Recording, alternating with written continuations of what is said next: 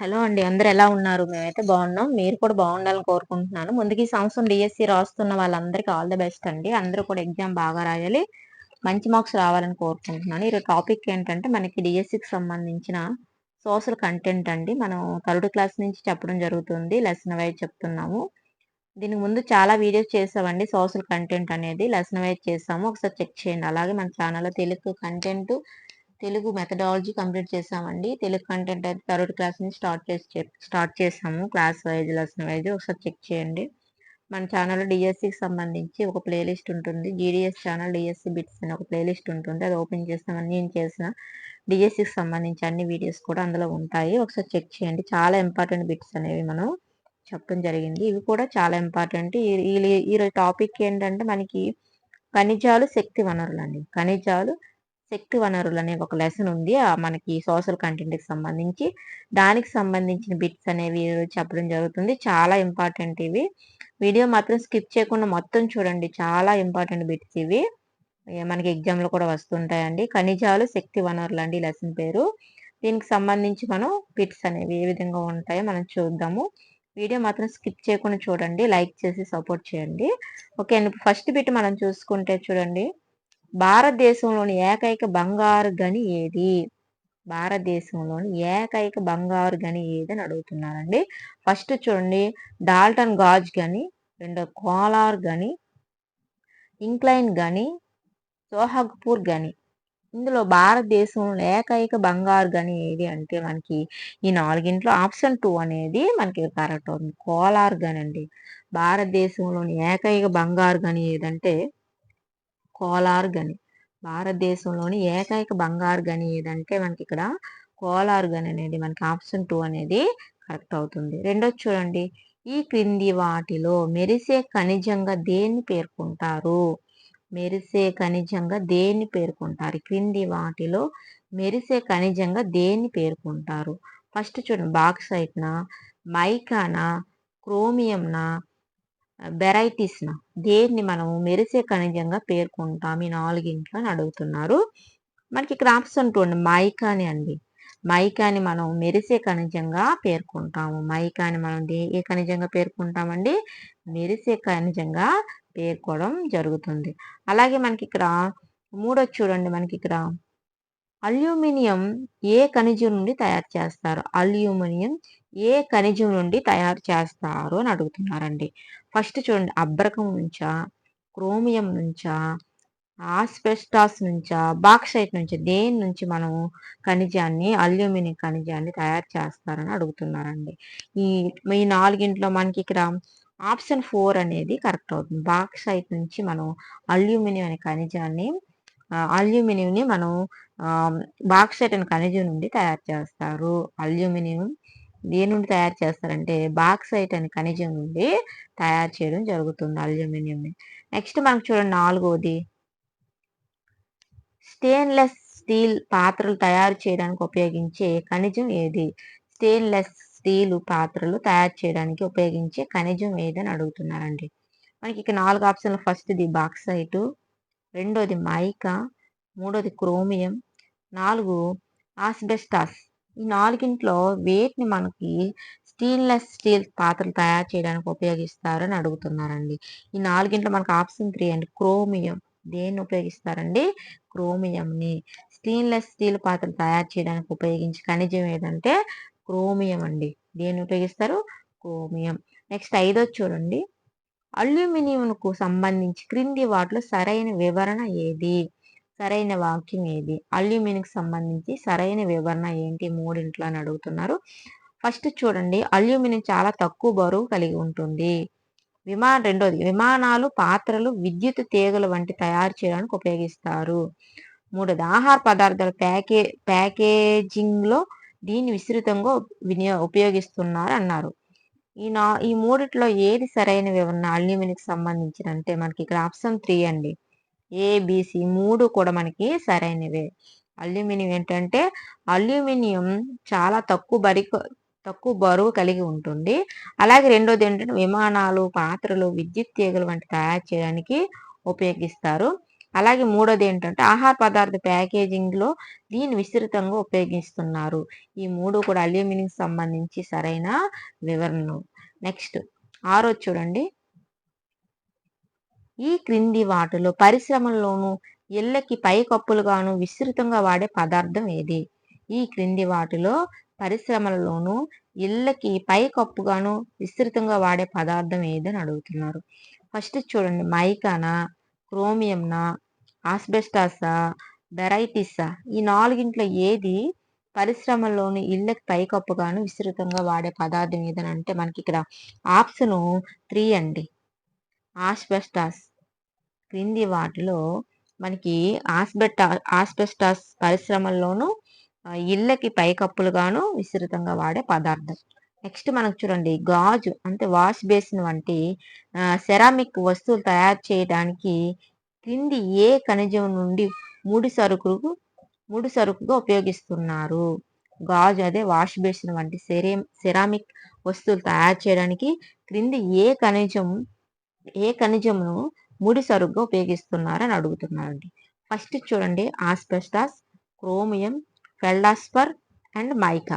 ఈ నాలుగింట్లో దేన్ని మనం ఉపయోగిస్తున్నాము అని అడుగుతున్నారు. మనకి ఇక్కడ ఆప్షన్ 3 అనేది కరెక్ట్. ఫెల్డాస్పర్ అండి.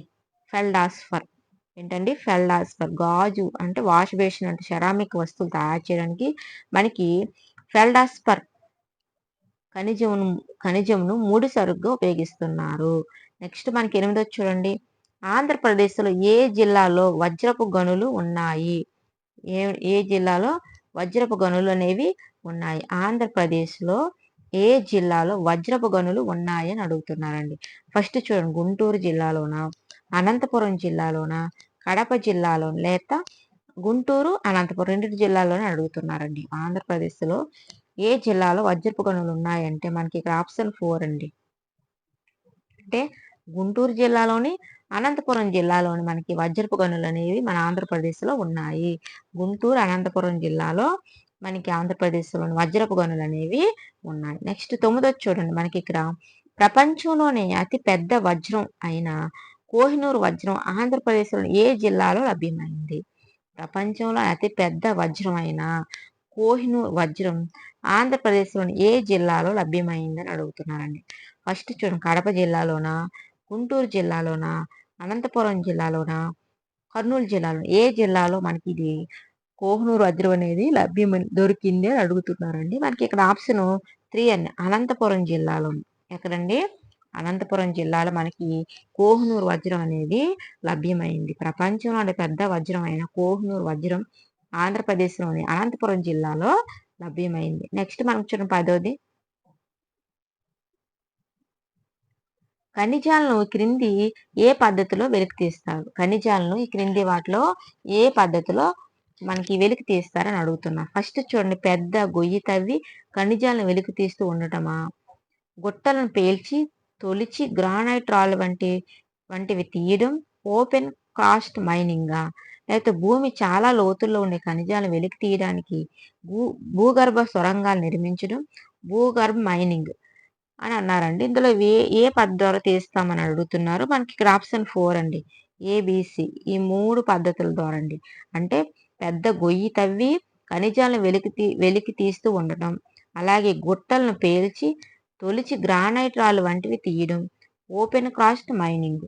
అలాగే భూమి చాలా లోతుల్లో ఉండే ఖనిజాలను వెలికి తీయడానికి భూగర్భ సొరంగాలు నిర్మించడం, భూగర్భ మైనింగ్. ఇవన్నీ కూడా మనకి ఖనిజాలను వెలికి తీసే పద్ధతులండి ఇవన్నీ కూడా. నెక్స్ట్ మనకు 11 చూడండి. గనుల తవ్వకం కారణంగా పరిసరాల్లో జరిగే నష్టం ఏంటి? గనులు తవ్వుతుంటారు కదండి. ఆ పరిసరాల్లో జరిగే నష్టం ఏంటి? గనులు తవ్వడం వల్ల మన చుట్టూ ఉండే పరిసరాల్లో నష్టం ఏంటి అని అడుగుతున్నారు. ఫస్ట్ చూడండి భూ ఉపరితల పొర దెబ్బతింటుంది. పెద్ద పెద్ద గోతులు తవ్వకం వల్ల నివాస ప్రాంతాలు, వ్యవసాయ భూములు నాశనం అవుతాయి. ఖనిజాలను కడగటానికి గనుల వద్ద పెద్ద పెద్ద మొత్తంలో నీటి వినియోగం ఫలితంగా దగ్గరలో నదులు, నీటి వనరులు కలుషితం కావడం లేదా పైవన్య. అసలేంటి నష్టం ఏంటి? గనులు తవ్వడం వల్ల పరిసరాల్లో జరిగే నష్టం ఏదని అడుగుతున్నారు. మనకి ఇక్కడ ఆప్షన్ 4 అనేది కరెక్ట్. ఇవన్నీ కూడా మనకి నష్టాల కింద వస్తాయి. అంటే భూమి ఉపరితలం పొర దెబ్బతింటుంది గనులు తవ్వడం వల్ల. అలాగే పెద్ద పెద్ద గోతుల తవ్వకం వల్ల నివాస ప్రాంతాలు, వ్యవసాయ భూములు నాశనం అవుతుంటాయి. అలాగే ఖనిజాలను కడగడానికి గనుల వద్ద పెద్ద మొత్తంలో నీటి వినియోగ ఫలితంగా దగ్గరలో నదులు, నీటి వనరులు కలుషితం కావడం. ఇవన్నీ కూడా గనులు తవ్వడం వల్ల పరిసరాల్లో జరిగే నష్టాలండి. అలాగే మనకి ఇక్కడ చూడండి 12ది, ఏ సంవత్సరంలో గనులన్నిటినీ భారత ప్రభుత్వం జాతీయం చేసింది? ఏ సంవత్సరంలో గనులన్నిటినీ భారత ప్రభుత్వం జాతీయం చేసిందని అడుగుతున్నారు. ఫస్ట్ చూడండి 1947, 1952, 1969, 1970 ఏ సంవత్సరంలో అని అడుగుతున్నారండి. మనకి ఇక్కడ ఆప్షన్ 4 అనేది కరెక్ట్ అవుతుంది. 1970. 1970 సంవత్సరంలో గనులన్నిటినీ భారత ప్రభుత్వం జాతీయం చేసింది 1970లో అండి. అలాగే మనకి నెక్స్ట్ చూడండి 13ది, 1970 సంవత్సరం గనుల తవ్వకం. 1970లో గనుల తవ్వకం గురించి ప్రభుత్వం చేపట్టినటువంటి చర్యలకు సంబంధించి క్రింది వాటిలో సరైనది ఏది అని అడుగుతున్నారండి. దీనికి ఆన్సర్ మనకి ఇక్కడ ఆప్షన్ 4 అనేది కరెక్ట్. పైవన్నీ అంటే మనకి గనుల తవ్వకాన్ని ప్రభుత్వమే చేపట్టి ఖనిజాలను వివిధ కర్మాగారాలకు లేదా వ్యాపారస్తులకు అమ్మడం లేదా ఎగుమతి చేయడం. అలాగే రెండోది ఏంటంటే అక్రమ గనుల తవ్వకాన్ని నిరోధించి ఇంధనాలు, విలువైన లోహాలను ప్రజల ప్రయోజనం కోసం ఉపయోగించేలా చూసింది. అలాగే మూడోది ఏంటంటే ప్రజలకు ప్రత్యేకించి గని కార్మికులను ప్రమాదకరం, హానికరం కాని పద్ధతులను అవలంబించేలా చూడగలడు. ఇవన్నీ కూడా మనకి 1970 సంవత్సరంలో గనుల తవ్వకం గురించి ప్రభుత్వం చేపట్టినటువంటి చర్యలకు సంబంధించి సరైనవి. నెక్స్ట్ మనకు చూడండి 14ది, ప్రభుత్వం నియంత్రణకు లోబడి ఖనిజాలు తవ్వకం, వాటి అమ్మకాలకు ప్రైవేట్ కంపెనీలు అనుమతించాలని ఏ సంవత్సరంలో ప్రభుత్వం కొత్త జాతీయ ఖనిజ విధానాన్ని ప్రకటించారు అని అడుగుతున్నారండి. ప్రభుత్వ నియంత్రణకు లోబడి ఖనిజాల తవ్వకం, వాటి అమ్మకాలకు ప్రైవేట్ కంపెనీలు అనుమతించాలని ఏ సంవత్సరంలో ప్రభుత్వం కొత్త జాతీయ ఖనిజ విధానాన్ని ప్రకటించారని అడుగుతున్నారు. ఫస్ట్ చూడండి 1991, 1993, 1995, 1997 ఈ నాలుగింట్లో ఏంటని అడుగుతున్నారండి. మనకి ఇక్కడ ఆప్షన్ 2 అండి 1993. ప్రభుత్వ నియంత్రణకు లోబడి ఖనిజాల తవ్వకం, వాటి అమ్మకాలకు ప్రైవేట్ కంపెనీలను అనుమతించాలని మనకి 1993 సంవత్సరంలో ప్రభుత్వం కొత్త జాతీయ ఖనిజ విధానాన్ని ప్రకటించారనమాట. నెక్స్ట్ మనకి చూడండి 15ది, కొత్త జాతీయ ఖనిజ విధానం 1993కు సంబంధించిన సరైన అంశాలను గుర్తించండి అంటున్నారు. ఈ కొత్త జాతీయ ఖనిజ విధానం 1993కు సంబంధించి కింది వాటిలో ఏవి సరైనవి అని అడుగుతున్నారు. ఫస్ట్ చూడండి ప్రభుత్వం గనులను దీనికి ఆన్సర్ మనం డైరెక్ట్ చెప్పుకుందాము. ఆప్షన్ 3 అనేది మనకి ఇక్కడ కరెక్ట్ అవుతుంది. ఆప్షన్ 3 అంటే మనకి ఈ 4 కూడా మనకి సరైనవే. ఈ 4 కూడా మనకి ఇక్కడ సరైనవి అవుతాయి. మనకి ఇక్కడ చూడండి ఫస్ట్ది, ప్రభుత్వం గనులు ప్రైవేట్ కంపెనీలకు కౌలుకిచ్చి గనులు తవ్వకాలు నిర్వహిస్తుంది. అలాగే ప్రైవేట్ కంపెనీలు తవ్వి అమ్మి ఖనిజాలకు ప్రభుత్వానికి రాయల్టీ చెల్లించాలి. అలా గనుల తవ్వకం మీద ప్రభుత్వానికి నియంత్రణ అధికారం కల్పించబడింది. అలాగే పెట్టుబడులు పెట్టి కొత్త సాంకేతిక విజ్ఞానం తీసుకురావడానికి ప్రైవేట్ కంపెనీలకు ప్రోత్సాహం అందించింది. ఇవన్నీ కూడా మనకి కొత్త జాతీయ ఖనిజ విధానం 1993కు సంబంధించిన అంశాలండి. నెక్స్ట్ మనకు చూడండి 16ది, క్రింది వాళ్ళలో సరైన అంశాలను గుర్తించండి. క్రింది వాళ్ళలో సరైన అంశాలను గుర్తించండి అన్నారు. ఫస్ట్ ఇది మనకు 16 చూస్తే మనకు ఆప్షన్ పైవన్నీ కూడా మనకు సరైనవి. ఏంటి వాక్యాలంటే ఫస్ట్ది, అణు ఇంధనాలకు సంబంధించిన గనుల తవ్వకం మొత్తం ఎప్పటికీ ప్రభుత్వం చేతుల్లోనే ఉంది. అణు ఇంధనాలకు సంబంధించి గనుల తవ్వకం మొత్తం ఇప్పటికీ ప్రభుత్వం చేతిలో ఉంది. ఇది కూడా సరైన అంశమే. అలాగే రెండోది ఏంటి 1990 కొత్త జాతీయ ఖనిజ విధానం ఫలితంగా 1993 సంవత్సరంలో గనుల తవ్వకం ఊపందుకుంది. అలాగే 1993 సంవత్సరం అనంతరం గనుల సంఖ్య తవ్వి తీసే ఖనిజాలు ఈ రంగంలో ఉపాధి గణనీయంగా పెరిగిందని. ఇవన్నీ కూడా మనకు సరైన అంశాలు. నెక్స్ట్ మనకు చూడండి 17ది, బొగ్గు గనుల్లో దాదాపు ఎన్ని అడుగుల లోతు వరకు వెళ్తే బొగ్గు పొరలు తగ్గుతాయి? బొగ్గు గనుల్లో దాదాపు ఎన్ని అడుగుల లోతు వరకు వెళ్తే బొగ్గు పొరలు తగులుతాయి అని అడుగుతున్నారండి. ఇక్కడ మనకి 100 నుంచి 150 అడుగుల, 160 నుంచి 200 అడుగుల, 200 నుంచి 300 అడుగుల, 300 నుంచి 450 అడుగుల. ఎన్ని అడుగులు అని అడుగుతున్నారండి. మనకి ఇక్కడ ఆప్షన్ 3 అనేది కరెక్ట్. 200 నుంచి 300 అడుగులు. బొగ్గు గనుల్లో దాదాపు ఎన్ని అడుగులంటే 200 నుంచి 300 అడుగులు లోతు వరకు వెళ్తే బొగ్గు పొరలనేవి మనకి తగులుతుంటాయి. అంటే 200 నుంచి 300 వరకు లోతు వరకు వెళ్తేనే మనకి బొగ్గు పొరలనేవి తగులుతాయి. నెక్స్ట్ 18 చూడండి. బొగ్గు గనుల్లో బొగ్గు క్షీణతకు గురి కాకుండా, ఆక్సీకరణ చెందకుండా, కాంతిని పర్యావర్తనం చేసే వెలుతురు ఇవ్వడానికి గోడలకు ఏ పూత పోస్తారు?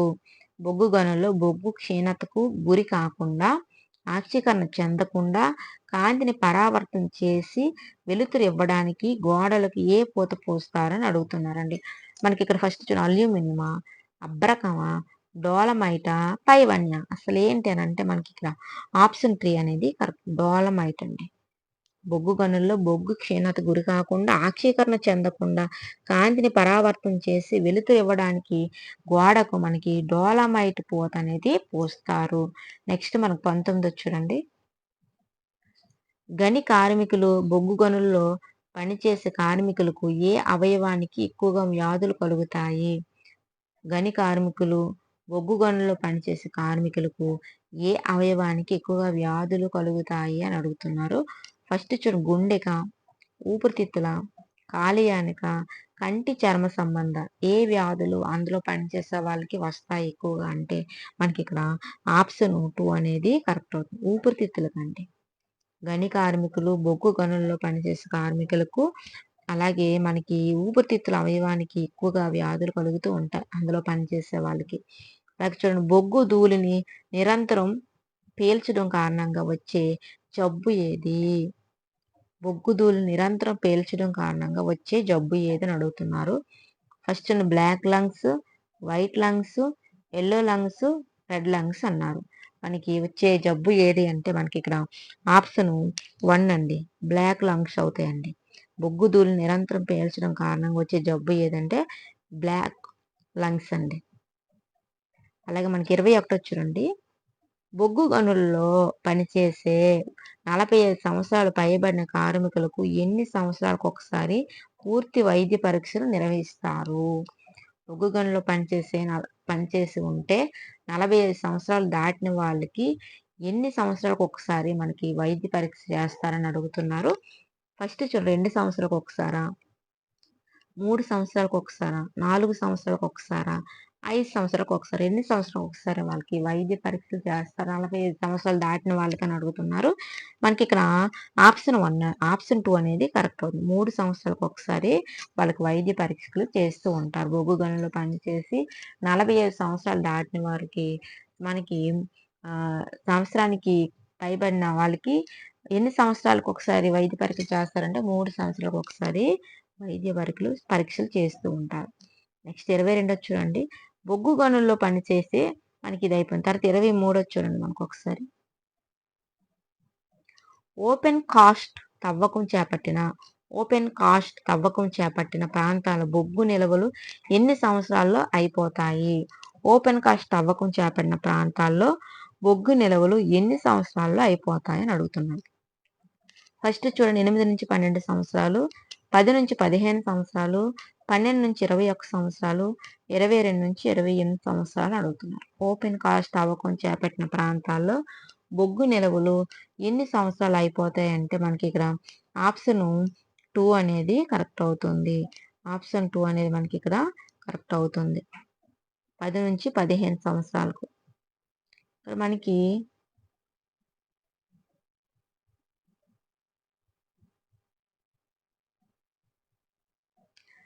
సారీ అండి, మనకి ఇక్కడ 22ది మనకి ఆప్షన్ 4 అండి. 5 సంవత్సరాలకు ఒకసారి, 3 సంవత్సరాలకు కాదండి.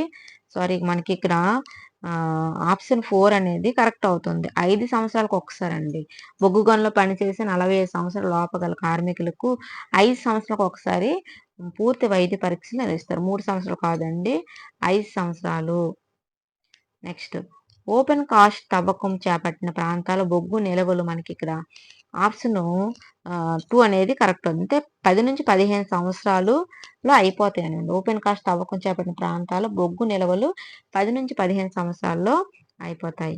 నెక్స్ట్ 24 చూడండి. ఓపెన్ కాస్ట్ బొగ్గు గనుల ద్వారా రోజుకు దాదాపు ఎన్ని టన్నుల బొగ్గును తీయవచ్చు? ఓపెన్ కాస్ట్ బొగ్గు గనుల ద్వారా రోజుకు దాదాపు ఎన్ని టన్నుల బొగ్గును తీయవచ్చు అని అంటున్నారు. మనకి ఇక్కడ ఆప్షన్లు చూసుకుంటే 5,000 టన్నులు, 10,000 టన్నులు, 15,000 టన్నులు, 25,000 టన్నులు. ఎన్ని టన్నులు అని అంటున్నారు. మనకి ఇక్కడ ఆప్షన్ 2 అనేది కరెక్ట్ అవుతుంది. 10,000 టన్నులండి. 10,000 టన్నులు. ఎంతండి? 10,000 టన్నులు.